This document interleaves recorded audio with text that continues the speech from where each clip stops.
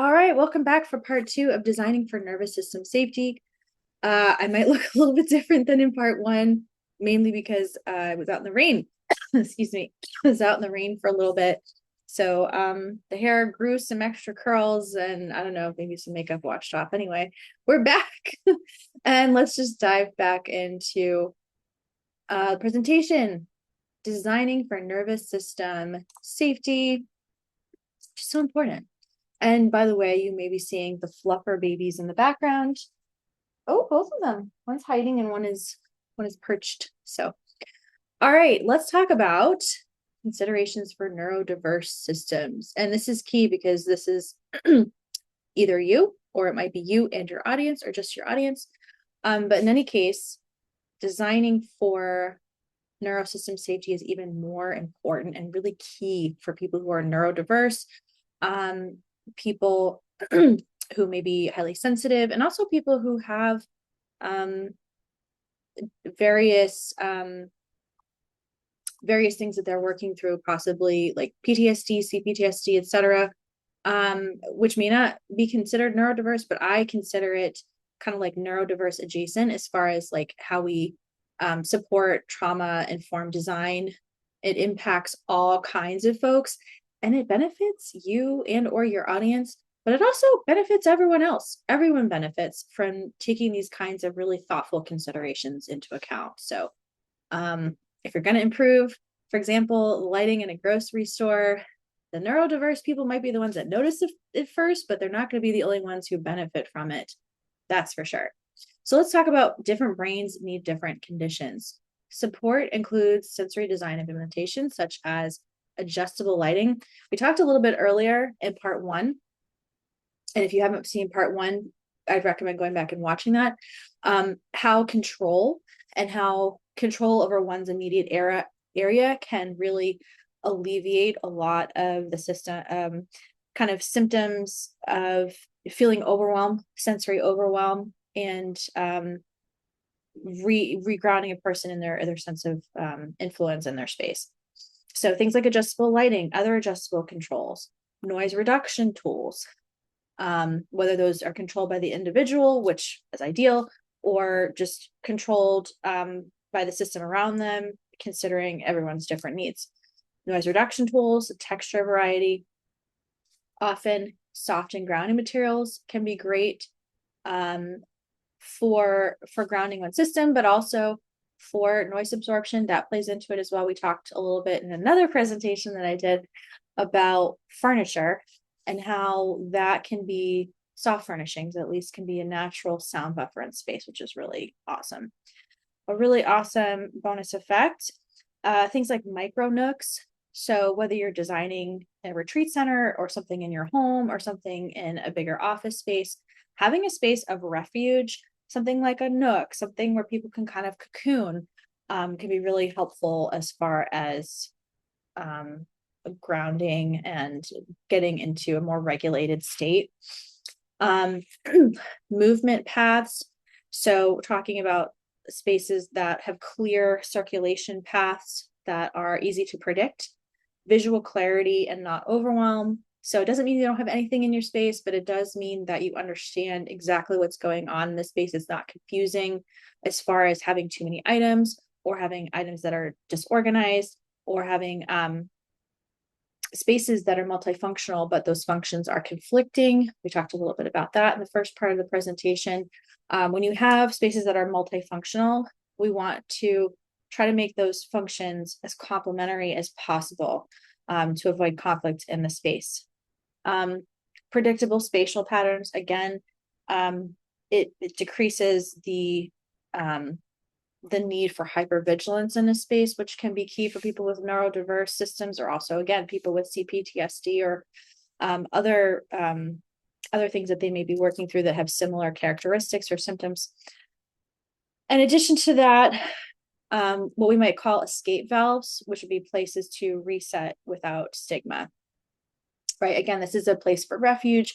Maybe it's a place for refuge on your own. Maybe it's a place for refuge in a group, but it is a place to reset your nervous system that has a sense of physical and psychological safety associated with that. let's talk about the role of biophilia, because we talked a little bit about this in part 1, but let's revisit it. It does reduce blood pressure and stress hormones, and actually different types of nature. We talk about like nature visuals. We might be talking about like a photograph of a lake or an ocean or something. It's been proven that not only does a connection with nature have a lot of positive physiological responses, but also within that, if you're to look at a certain type of nature scenario, there are certain types of nature scenarios that you might find in a photograph, or you might find represented in other ways within space that are more effective than others. So for example, and again, studies have been done on this, so this is evidence-based design. There are some kinds of nature having to do with like still or what appears to be still or slow moving water that have an even bigger impact than other types of viewable nature and biophilia when it comes to like photographs and scenes and paintings and stuff like that. It does have the power to reduce blood pressure and stress hormones, which is great. Role of biophilia, and again, whether it's a nature image, a photograph, a painting, and different things support different responses in your system. It could be, it's like a wood finish or something like that. It could be a water feature or something that's a feature that's made to resemble water. Like it could be an actual fountain or a wall that looks like a fountain or something like that. It brings up these responses to biophilia that you wouldn't otherwise find. So this can, these kinds of things can increase focus and recovery time, signal safety. And when I say recovery time, I mean like recovery from having a trigger response. Signal safety and stability to the nervous system. Natural materials offer grounding and sensory richness, and even indirect nature cues, like I just mentioned, have regulatory effects. So again, and you may not have the budget, right? Sometimes I've seen things like, oh, we'd love to have a big waterfall over here, and wouldn't that be great for the space? Just like a great vibe, super regulating, super helpful as far as the biological response. But maybe it's not in the budget. Maybe you can afford something that looks like a waterfall feature, but actually is not, but it kind of resembles that. And it may not even be a budget item. It may be that you can't modify the space because it's rented, or the plumbing may not be conducive, and the amount of space you have may not be conducive for setting something up like that. So, or if you could set it up, maybe it'd be too small. So sometimes decisions have to be made, and you'd be surprised at how often that happens. But we are dealing with things like footprint. We are dealing with things like plumbing. We are dealing with things like maintenance and who's going to be maintaining it, who's going to be paid to maintain it, and sustaining it too. How often does it need to be cleaned out? Like, are there going to be any issues with mold that we have to worry about? So those are all things to consider when implementing in your space. And so oftentimes, and yes, sometimes budgets and nice footprint, etc., it's more practical to go with a biophilic element that isn't actually the thing, like isn't actually water or isn't actually, whatever you're trying to mimic, but it looks similar. We also find this with like laminates. So a lot of people love a wood finish, and that is a thing that's biophilia. It gets a great, physiological response from people, as a warmth to it often that people really are attracted to. But sometimes it's not practical to bring an actual wood into a space. You might be concerned about damaging it with overuse, depending on what it's going to be used for. You might have concerns about, it needs to be an easy to clean space, or it needs to be a more sterile space than that. I can't really have wood. Or perhaps you are have a concern about the durability, and you're like, oh gosh, I really just want to have a surface that looks like wood, but if I set a coffee cup on top of it, it's not going to be totally ruined without a coaster. You really think about how people are going to be using the space, what's it going to be used for, and what are the needs? Because again, you may not be able to implement the exact thing. This actually happens a lot in corporate design, where you might want to specify like a wood veneer for your desktops, for like all the desks, right? But you may find that it's one, cost prohibitive.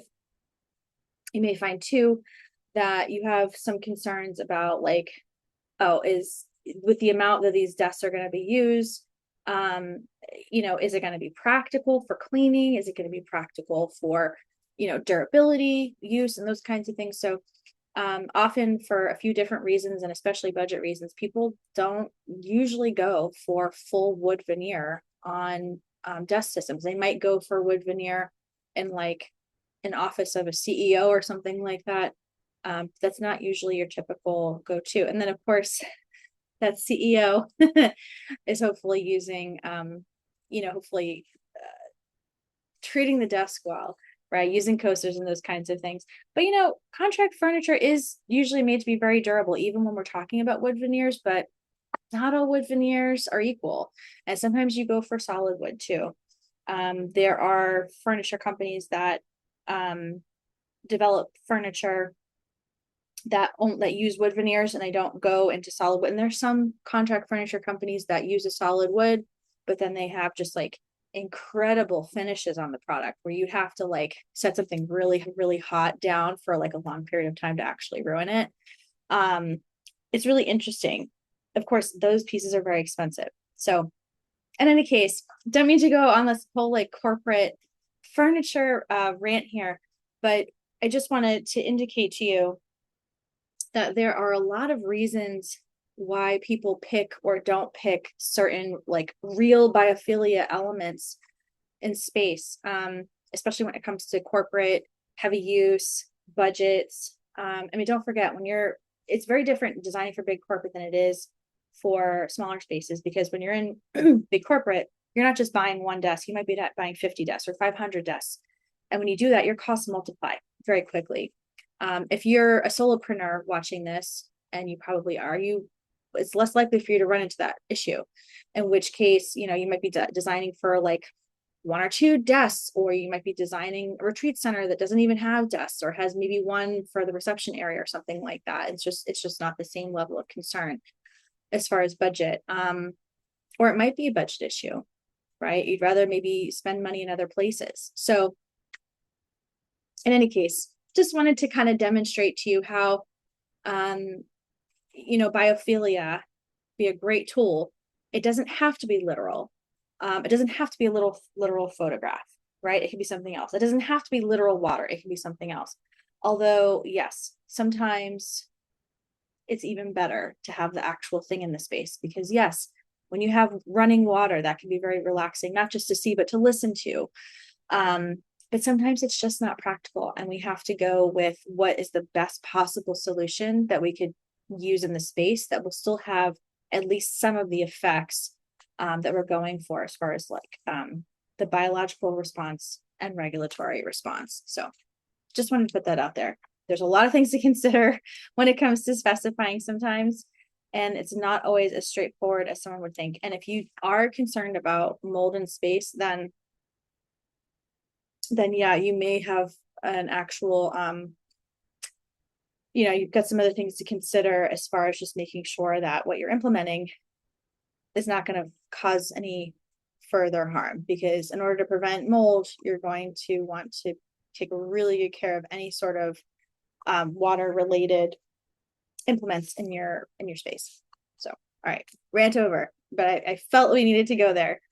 But yes, even indirect nature cues can have really powerful regulatory effects. So let's keep that in mind. And you'll want to know what those are as you implement them in your space. So this is why evidence-based design is important, and why the continuation of evidence-based exploration in relation to these things continues to be really important and work to do. Humans evolved in nature, and our nervous systems anticipate cues that indicate nature and remind us of nature even. So if space is your behavioral guide, then environments cue behavior subconsciously, right?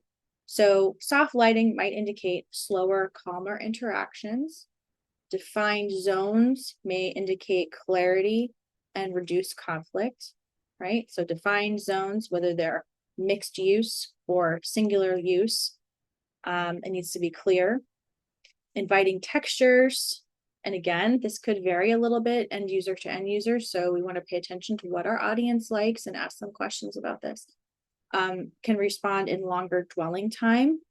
So if you want people to hang out at space longer, make sure it's inviting. And predictable layouts can reduce stress and that hypervigilance I mentioned earlier. And that hypervigilance is a symptom for people in all different kinds of backgrounds, whether we're talking about neurodivergence, but other neurodivergent adjacent folks. Warm colors, connection and creativity, cool tones, focus, and clarity. So you can, and we can dive into any one of these specific topics even more and go into detail. But that's just kind of an overall. You can encourage this behavior you desire by strategically shaping the environments people use. So intentionality is key. All right.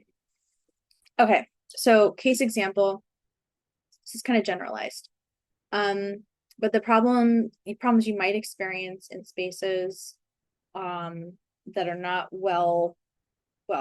not as intentionally thought out as they could be. High tension team dynamics, when spaces are not aligned properly. When spaces aren't designed well, whether that's big scale or small scale, it has a tendency to prohibit communication, really get in the way of or distract from the things you're trying to communicate amongst a team, amongst a family, etc. People might avoid shared areas if there's conflict in the space, right? So if there's like an awkwardness in the space with the space use types, people might avoid it because they want to avoid the conflict. It can also cause a drop in productivity and morale, and it can cause sensory overwhelm in open plan offices. That sensory overwhelm, if I had a penny, I don't even know if they're printing pennies anymore. Did they say they stopped doing that in the US? If I had a nickel for any time that I heard someone say they really didn't like the open plan office because it was overwhelming, I'd be very abundant, put it that way. Be very abundant. Okay, so this is where we're bringing in some visuals. So if you're listening, instead of watching, this might be a point where you'd like to tune in visually. This is one example, or rather a few examples of some workspaces that are open office and a bit of a cluster, if you will. People are sitting, working very close together. There's really too many people in this space right now, in any of these spaces. In my opinion, they're working very close together. There seem to be, in some cases, even multiple people to a cubicle. It's just a freaking nightmare. If you look at this and think you'd want to work in a space like this, I'd love to hear from you. I think most people watching this look at this and say, that's not for me. It's overwhelmed. It's overwhelmed, and the lighting is terrible. If you look at the overhead lights, they're very dim in some ways, but also kind of overdone in others.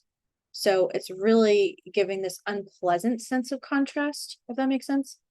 And again, there's too many people and too much going on, extremely distracting. If you're someone with just overwhelm concerns, ADHD, whatever, this is going to be a literal nightmare for you. There's not enough panels that are tall enough either, with the human load that is in this space. And so for a number of different reasons, I find these spaces to be extremely unideal. And yes, in some cases, they seem to have brought in a little, like a dash of biophilia.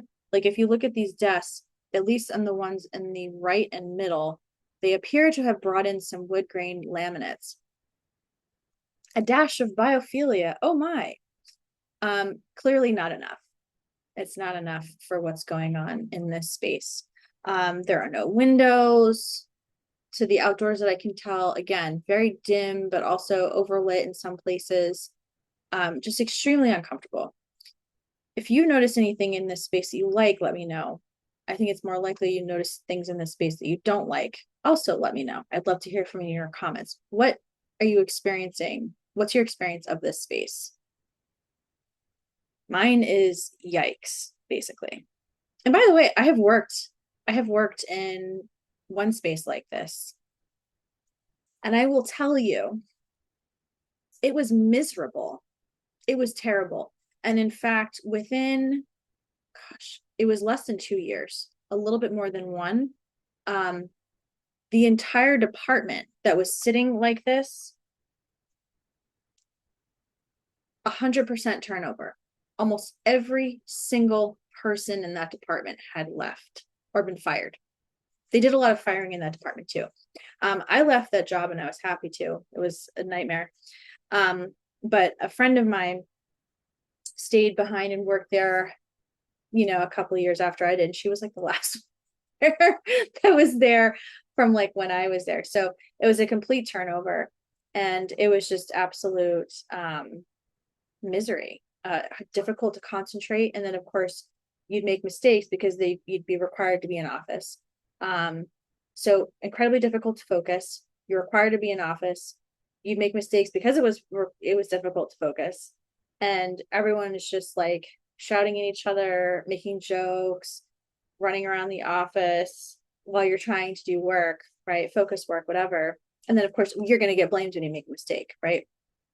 And so I just found it absolutely disgusting in so many ways. And yeah, people were sitting just right next to each other within just like a foot or two. I hated it.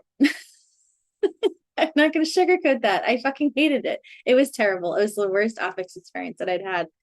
And so putting people in open offices to quote unquote facilitate collaboration and make it easier to communicate doesn't always have the outcome that some leaders wanted to. So said with love, if you're trying to design something like this, please don't. Please don't. Please contact someone like me who knows how to avoid all of that. All of that. Okay, so let's talk about design interventions. What could help a space like this? Introduced refuge seating, quiet zones, maybe some actual space between these people. Not so many people working in one space. Reduced harsh overhead lighting. The overhead lighting, it's like dim in some places and harsh in the others. Like, don't do that. Let's just no. Let's keep it as uniform and as gentle as possible, and then have options for people to control lighting at their own space when they want additional focus lighting for work on their desktop. Added sound absorption and textiles and plants or faux plants if you can't have real ones in the office. And I've worked in some office spaces where plants were either not allowed or they were allowed in some places and not others for totally understandable reasons. Again, we have to worry about things like allergens. We want to be very careful that people taking care of it can help us avoid things like mold, etc. Like if you're going to bring plants into your space, you better damn well bring someone in who can take good care of those plants and make sure you mitigate any issues up front. Clarified office flow with furniture zoning would be helpful in a space like this. In the images I just showed you, there's no flow. There's no flow. It's just everyone's thrown in. I think there's even some boxes in here. Like, what is this? There's some shelves. Okay. Yeah. Oof. Yikes. And yes, bring in some warm wooded soft textures, but do it in such a way that it's intentional. So let's look at some images that'll actually hopefully give you a chance to exhale a little bit. Okay. When I look at these images, this is just such a more pleasant environment to work in. And we have a combination of different zones. So while these are all still open office environments, and yes, we're not showing a lot of people in these. I guess I could have shown examples where there were more people in them, but they'd still come across as a lot more relaxed. And the reason is that you've got a combination of different spaces, but they're well zoned, they're clear, The materials have this nourishing effect on the nervous system when you perceive them. You definitely have some biophilia. You've got a lot of natural light, you've got some plants, and you've got, again, different ways of working. So people have more control over how they're working too. They don't have to work in a desk scenario and sit 1 foot away from Sally Sue. People have their own workspace. They also have where they can touch down. They can collaborate using sofas. They have zones for that. The workspaces, the focus workspaces appear to be far enough away from things like collaboration spaces. So people in those focus zones are not distracted by, maybe collaborative conversations that are happening several feet away. So this, let me know, and let me know if there's anything you don't like about these spaces, but I would be curious to hear, what is your experience of these spaces in relation to the first, woohoo, yuck. Sorry, I like a visceral reaction to this. The first images that we just looked at, big difference, big difference. So this is the kind of work we want to move towards, away from this gray, uncomfortable, yucky, office scenario, and into this warmer, more welcoming, inviting, and well zoned and clarified office areas. So yeah, what do we get when we design for things like this? We get increased collaboration, fewer interpersonal conflicts. Now, that's not going to get rid of interpersonal conflicts, because space isn't the only thing that can bring up conflicts for people. Obviously, you've got policies, you've got conflicting agendas, you've got all kinds of stuff going on there, but you at least won't have interpersonal conflicts that have to do with the space. Noticeable drop in stress-related complaints. That's great, because stress could actually be considered a workplace injury. So you definitely want to be decreasing stress for people in space. Teams using shared spaces again in ways that are maybe more fun than previously had. Let's talk a little bit about designing for inclusivity. Again, supporting neurodivergent nervous systems benefit everyone and not just the neurodiverse. So yeah, we are designing for neurodiverse folks, and I take a lot of joy in that. But also, when we design for neurodiverse folks, we are designing for everyone else. Everyone benefits from this work. Everyone has a more comfortable and awesome workspace when we do this kind of work. And again, some examples: clear boundaries between zones, soft acoustics, visual rhythm instead of visual chaos, flexible seating, respect for sensory needs, surveys, whatever you need to do to understand your audience, predictable routines embedded into space design, and low threat social areas. Return on nervous system safe design includes some of the following: higher productivity, better emotional regulation, again, those lower stress levels, more innovation because people are in better, more conducive brainwave states to be able to be more innovative and creative, reduce burnout, better conflict resolution, increased trust and psychological safety. And if you've ever read the book, The Speed of Trust, well, if you haven't, I'd recommend it. It's a really good example of how trust can really be just expedite communication and work getting done. The more we can create and encourage and facilitate trust in the office through space or any means, the better results we're going to get communication-wise and productivity-wise amongst our teams.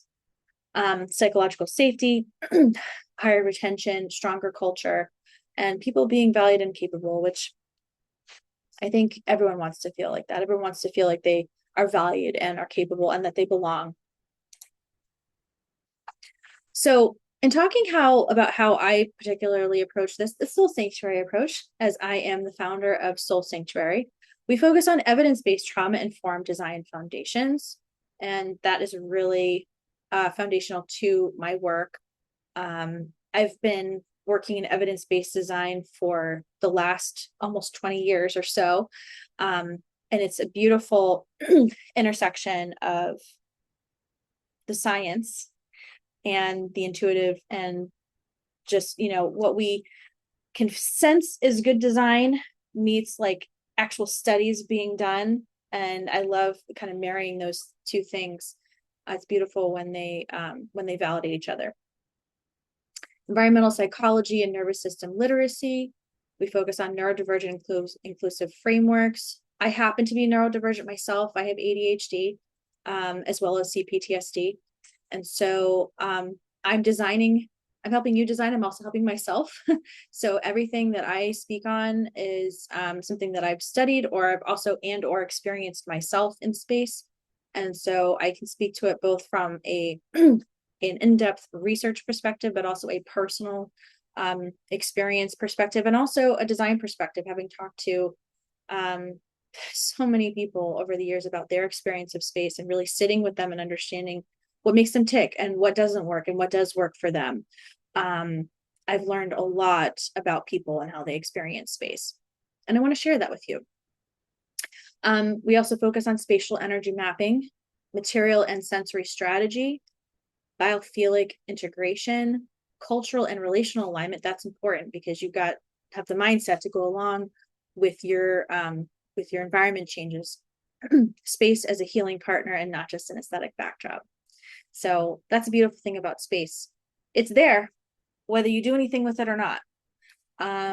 But since it's there, and since it's kind of a partner, whether you like it or not, it is what it is, right? You may as well leverage it. You may as well use it as a healing partner that it has the potential to be, and not just an aesthetic backdrop. And I'm not, no shame on anyone who's used it as an aesthetic backdrop. We're all working from what we know about space. But now that you know you can use your space as a healing partner, I hope you choose to take that on and make some intentional design decisions that really enhance and just really influence your results. So ways to get started. If you want to begin designing for nervous system safety, of course, subscribe. Welcome. Keep staying tuned to my videos because I talk about these every week. And also, if you feel like you want to work with me directly, maybe you have some specific things you want help on, hi, you can reach out. I would love to help you. Ways to begin designing for nervous system safety. We do a virtual space audit where I go through with you your space and we kind of figure out what's working, what's not working, where you'd like to take yourself in your life and your business, and how we can get you there, how we can support this through your space. Team interviews. If you have a team, if it's just you, great, then it's just going to be you. If you work at home and may want to interview your family, or gather information from you about your family so that we can build a space that is supportive of your goals while also fostering good, continuing good relationships with your family members. And then we also do an energetic mapping of the environment, the functionality, the vibe, where it is, where you want to take it, a quick win redesign of recommendations. Okay, so when you do a virtual space audit with me, you will get some immediate recommendations. If you want to further the work, we can continue to work together and talk about that. We'll also talk about sensory adjustments. And if you decide to, if we decide that it's aligned to continue working together, and take this into an actual project and, redesign your space together, co-create it, leadership coaching on environmental energetics. So that way you can, again, have that mindset to, once you have the space, having the mindset to continue sustaining the space so it can sustain you and your goals, and an implementation roadmap. So again, the virtual space audit will go through your space. I'll give you some clear tips and a roadmap for you, whether we work together or not. And if you decide that you want to work with me more long-term, and we both decide that that's aligned, as far as, sorry, I think there's this drink that I had was like a little bit, I made it a little bit too powdery. It's like a really good supplement, but I don't think I put enough water in it. Anyway, if we decide we want to continue this work together, it's usually like 3 months, and then you have the option to continue to subscribe if you want continued help from me. So that is something that is more in depth. It's for the people who really want to take themselves and their space and their business to the next level. And it's something I would be excited to work with you on if it's an alignment. So if you're curious, book a call with me. I will leave a link to my Calendly in the comments for this video, and we can go from there. And again, you know, if you want to take it beyond the virtual space audit into some of these other items, let's chat and see if it's a fit to do longer term work so that you can get just a space that lights you up. Okay. Closing, design is not just aesthetic, it's physiological, emotional, and relational, and more. And when we design for the nervous system, we design for human thriving. We really, really do. It's two sides of a very important coin. So let's make spaces effectively perform safety as well as looking good. And also reflect your desires and your goals. This is about you and who you've been, who you desire to become, what you desire to become of your business, what you desire for your clients and your family and the people around you. This is about you, but it's also about everyone in your life. So I really hope that this information helped you today. We're going to continue to talk about some of these topics in greater depth. And if you have anything specific that you have a question on that I haven't yet covered in my videos that you'd like me to answer, email me, let me know, or drop it in the comments. Let me know what questions you have. I'd be happy to answer questions. And if it's a topic that I think is going to benefit a lot of people, I'll make a video out of it. Happy to do so. This is, you know, sometimes the best content comes from questions, from audience questions. So I'm more than happy to help you just because I want to help you, but I'm even more happy to help you because it might help like a bunch of people who have the same question. And that's wonderful. I love helping people understand their space. So I'm actually quoting myself today because this is a quote that I had from an article I wrote, I don't know, back in 2021, I think, for Neocon Shows. Neocon Shows is a big furniture exhibition in Chicago that happens every year. And I was on their board. I was also a juror for their show several years. It was a great experience. And I wrote and did content for them on a number of occasions. So this is from one of my articles.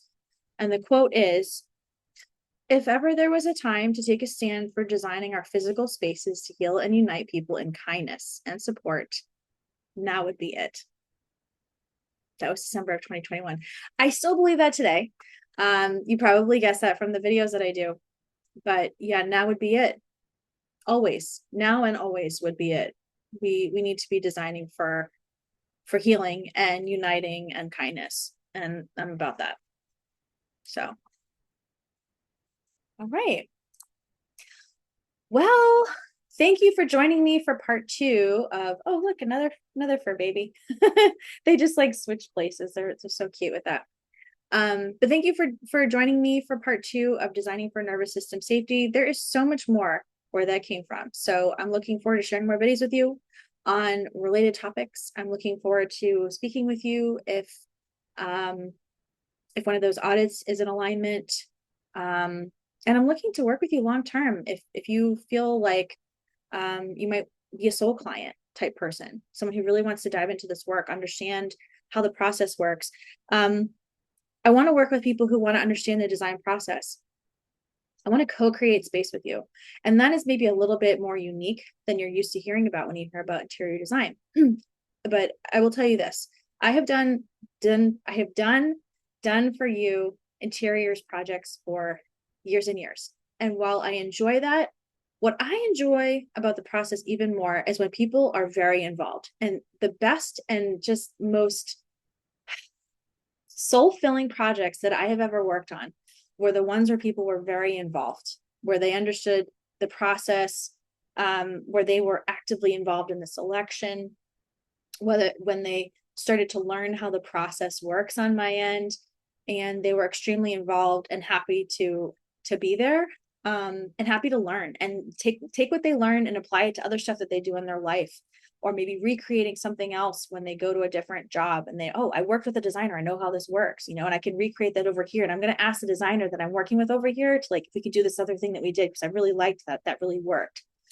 So I'm interested and invested in people who want to learn this, who want to be deeply involved, who want to not be surprised with how their space turns out. I've watched a lot of, and you probably have too, watched over the years a lot of design shows where, and they're fun, no hate to them at all. But the person comes in and it's a big surprise, what the reveal is going to be like. Are they actually going to like the space? Oh, I hope so. And I don't want that kind of result. I really don't. I want a result for people that they're not surprised at all. They're not surprised at all when their furniture arrives. They might be excited, be oh, this looks even better than we, had mapped out on paper. Great. But I don't want people to be surprised about it. I want them to be so involved and so co-creative in this with me as their coach that it's not a surprise, that they know they're very comfortable and regulated and understanding about what they're getting as this whole process goes on. There's no scary moments about what's going to come in. Now you might look at some of the lead times for your furniture that might feel like a scary moment, but we talk about that up front. I'm very straightforward about expectations. Some things take excuse me, longer than others. It really depends on what you're picking, what your approach is. If you I want to do everything thrifted, versus I want to just buy, a bunch of stuff from this company that has a 1 week lead time. It's such a big variable. And so it really depends on what you're going for and how open you are to alternatives too. But I'm clear that I want to co-create this with people who are involved in the process. Again, I just think it's just the best outcome for everyone. It's such a win-win-win-win-win for everyone. And the beautiful thing is, again, you can recreate it. You learn something, not just about design too, you learn something about yourself, because design is a transformative process. And when you physically transform your space, your life will change. I don't know anyone who they changed their space and nothing happened. Something always shifts, whether it's a new job or actually, funny enough, people change their space and end up moving. That's such a funny thing that happens to a lot of people. I keep hearing this, and it's happened to me too. When you change your space, you will transform your life. And interior design and the process of physical space change and transformation is a personal development activity. It's not it is a personal development activity in and of itself. And so when you can understand your space, you're not just understanding your space. I mean, that's big enough. That's big enough as it is. You are also understanding yourself. You are growing as a person, and everyone around you is also experiencing the benefits of your growth. So the more you understand about the design process, the more you understand about yourself. It's really a humongous opportunity and a twofold as far as personal development, environment development, just so much growth. There's so much growth that happens with this work. So anyway, on a tangent again, but I wanted to express to you why I'm doing things this way. And I'm going to continue to talk about this a little bit, but it's different. It's different. I'm not your average interior designer. And yes, I have a master's in interior design and all these other certifications and stuff in personal development, lots and lots of experience, blah, blah, blah. I have all that stuff going on. But most importantly, I'm doing this differently because I've been paying attention to what I've seen that has worked just exquisitely well. And it's tried and true. It always is that way. When people are involved in a certain way, in a certain level, it always goes well. Bar none. But also, again, that growth aspect, and in studying and in being in the practice of coaching and mentoring and designing over the years, seeing all of these integrations seeing all these integrations and how interior design is really a practice of personal growth. Really has just inspired me to deepen this work over the years, and it's why I'm here doing things differently. So I look forward to talking with you if this resonates on a level with which you would like to continue the work. And if you don't, and you just want to hang out and subscribe and watch my videos, cool. I love to have you. This is going to be really fun. We're just going to keep doing this. I started doing this a few months ago, and we're just going to keep going. We're having a great time. We're learning a lot, sharing a lot, and asking cool questions. And I just love that for all of us. So stay tuned. We're going to keep going, and I look forward to seeing you next time.